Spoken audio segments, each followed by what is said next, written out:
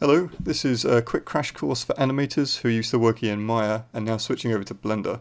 I've broken into 7 different categories to get you familiar with the tool sets and up and running. So let's dive in. So first up is viewport navigation. So to orbit the camera, you middle mouse click and drag. If you hold down shift and middle mouse click, you can pan. And if you hold down control and middle mouse click, you can dolly in and out, zoom in and out. And you can also do that with the mouse wheel, scrolling. One small thing to note is that in Blender you've actually got X and Y representing your 2 side axes, and Z is actually your vertical axis, as opposed to Y in Maya. There are 4 viewport shading options that you can choose from. You've got wireframe, shaded, material view, and rendered. You can also choose to be in X-ray mode using this toggle, and then you can hide the transforms and any other objects that wouldn't normally be rendered by clicking these buttons. So unlike Maya, where you can kind of do your animation and your modeling and everything in a single default view, Blender's got different kind of viewports for those functions. And in the case of animation, we only really have to worry about object mode and pose mode. So you can only reach pose mode if you have an armature selected. So here you can see I can manipulate the armature as a whole, but I can't select individual controls. To do that, I can press tab and then click pose mode. You can also access it from the menu just over here. Now I can grab individual controls and manipulate them as I need. It's worth noting that if you want to animate a normal object that's not part of an armature, you can still do that within object mode. And when in pose mode, if you want to see your controls more clearly through the model, you can click here to see them X-rayed. Manipulators. So over here on the left you'll see the toolbar. We've got move, rotate and scale, and you can interact with these inside the viewport as you would normally. But we've also got some hotkeys. Now if you want to stick with Maya, you can go over here to your preferences, and from the drop down choose industry compatible, and that'll let you use Q, W, E, R, much like you would native to Maya. But for Blender you can do it a different way. If you press G, which represents grab, you can move the object around to camera space. If you press R, you can rotate, again to camera, and S for scale. But you can also define the axis you want to use. So if I press G and Z, I can go up and down, or X I can move across, Y I can move across. And same with rotation. I can use X, Y, or Z. If I want more of a free roaming orbiting movement, I can double tap R, and now I'll be able to kind of manipulate the shape to rotate in any direction I want. And of course the same goes for scale. To commit to a move, you simply click, and if you don't want to commit to it, you can simply right click and it will snap back to the previous position. Some of the other useful features for manipulating objects are up here. So currently we have it set to global, but you can change this to local or normal or gimbal and so on, which is really handy if you want to keep your axes aligned to the world but your object's rotated, or if you want to move with the axes of the object. And again, this also changes your hotkeys to be relative to what this setting is.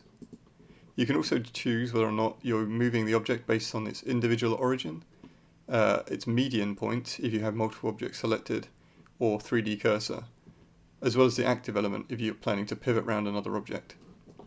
For example, if I had another cube here that was rotated like this, I can click my first object, then my second object, and with median point selected, you'll see that the manipulator actually goes to the center of both objects, and this origin point stays relative to their position. If I set this to individual origins, you can see that they rotate independently off their own axes. And here I have the 3D cursor, so if I set it to 3D cursor, obviously they rotate from that. This can be really handy when you have characters with lots of IK controls and you want to manipulate them together. In order to move this cursor, you can either click this button here and then choose where it ends up, or you can simply shift and right click on a surface and it will snap to that position. Key map and hotkeys.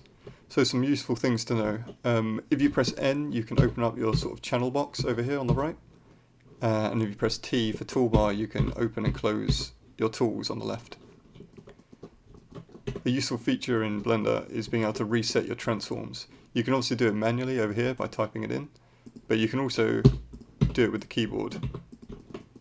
So if I press Alt and G, I'll reset my move, my translations. If I press Alt R, I reset my rotations, and Alt S to reset scale. In order to play back your animation, you can obviously use the timeline down here and click the buttons. But you can also press F on your keyboard to toggle the playback. If you want to frame in on an object, you can select it and press the number pad full stop, and that'll zoom in. Obviously that can be a little bit cumbersome reaching across the keyboard, so you can always change it by going into your key map. Search for the key that you want to change. In this case, I'm going to change my number pad I to F, so I can frame things with F as I would in Maya. And I also want to change my playback, so if I search for play animation, I can see here is set to F. I'm going to set that to D. So now I can play my animation and I can frame in however I like. You can also use hotkeys to switch over to wireframe mode by pressing Shift Z and Shift Z to get back, or Alt Z to go into X-ray mode, which can be quite handy when selecting objects that are obscured by other meshes. Keyframes and tangents. In order to set a keyframe, you can select your control and press I. And if you get this error, no active keying set, it's because down here you need to basically define a location, rotation and scale keying set. Now you can press I and insert a keyframe. If you press I down in the timeline, you can also choose whether it's only selected channels or all channels. You can also choose to right click and replace a keyframe or delete a keyframe from an individual channel. And you'll also find on the rigs that there's various other properties like IK space switching, for example, which can also be keyed. So to manipulate a keyframe, you can simply click down here in the timeline to select it, and you can drag it. You can also press G and move it. And if you have several selected, wherever the time stamp is, you can press S for scale, and you can actually scale the keys relative to that position. If you go over to your Edit Preferences and Animation, you can choose your default interpolation. Here I've got it set to constant so that the animation steps. So now if I play back, you can see how it snaps between keyframes. If you want to switch those over to a Bezier curve, you can do that a number of ways. But the easiest way to do it is press A in the timeline to select all your keys, right click, interpolation mode, and then choose Bezier. Now you'll see that everything moves smoothly between the keyframes. If you want a specific keyframe to be linear, you can right click it, and instead of using the linear interpolation mode, simply change the handle type to a vector. You can press A to select every control when in pose mode and set a key. And if you want to jump between keys, you can use your arrow keys. Up and down will toggle between keyframes. And obviously if there are keyframes on different controls, you can select all of them and then jump between them. In order to auto key, you just need to tick this button, which is kind of like a record button, and then things will automatically set a key as you go. The graph editor. To open up the graph editor, you can simply click on this timeline button down the bottom and choose graph editor. Or, slightly more intuitive, if you click animation, and then you can change this over to the graph editor. So now you can see your timeline, your camera view, your perspective view, and your graph editor.